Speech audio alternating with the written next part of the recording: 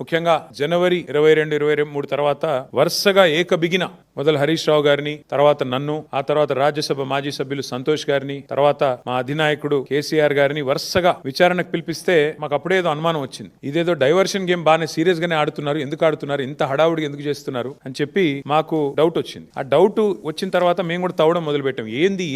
ఏది కవర్ చేయడానికి, ఎందుకోసం ఈ కవర్ డ్రైవ్లు, ఎక్స్ట్రా కవర్ డ్రైవ్లు అని జాగ్రత్తగా ఆలోచిస్తే దొరికింది మాకు ఒక పెద్ద ఫ్రాడ్, ఒక పెద్ద ముఖ్యమంత్రి గారి బినామీ భాగోతం ఒకటి బయటపడ్డది. ఇది జనవరి 23 నాడు కేంద్ర ప్రభుత్వం అట్లాగే రాష్ట్ర ప్రభుత్వానికి సుప్రీంకోర్టు నోటీసులు ఇచ్చింది. KLSR అనే ఒక కంపెనీ, ఇన్ఫ్రాస్ట్రక్చర్ కంపెనీ. ఈ కంపెనీ ముఖ్యమంత్రి గారి బినామీ కంపెనీ. KLSR ఇన్ఫ్రా అనే కంపెనీ ముఖ్యమంత్రి గారి బినామీ కంపెనీ. నేను ఏదో ఊరికే అనట్లేదు, అది దానికి ఆధారాలతో సహా ఇప్పుడే మీకు చూపెడతాను. ఇప్పుడు నేను ఈ మాట చెప్పగానే కొన్ని ఛానల్ లైవ్ కట్ చేస్తాయి, అది కూడా నాకు తెలుసు, పర్వాలేదు. అయినప్పటికీ ఈ KLSR ఇన్ఫ్రా అనే కంపెనీ ఏదైతే ఉందో దాని భాగోతం బయటపడి సుప్రీంకోర్టు నోటీసులు ఇచ్చింది కేంద్ర ప్రభుత్వానికి, రాష్ట్ర ప్రభుత్వానికి. వెంటనే మరి ఈ దివాలా తీసిన కంపెనీ ఏదైతే ఉందో 6,000 కోట్ల రూపాయల వర్కులు వీరికి దివాలా తీసిన సమయంలోనే, స్పష్టంగా నేను చదువుతాను, మీరు వినండి. ఏం రాశారంటే, centre and Telangana get Supreme Court notice for KLSR Infratex insolvency fraud. The company allegedly secured government tenders worth approximately rupees 6,000 crore during the insolvency period without the authorization of interim resolution professional.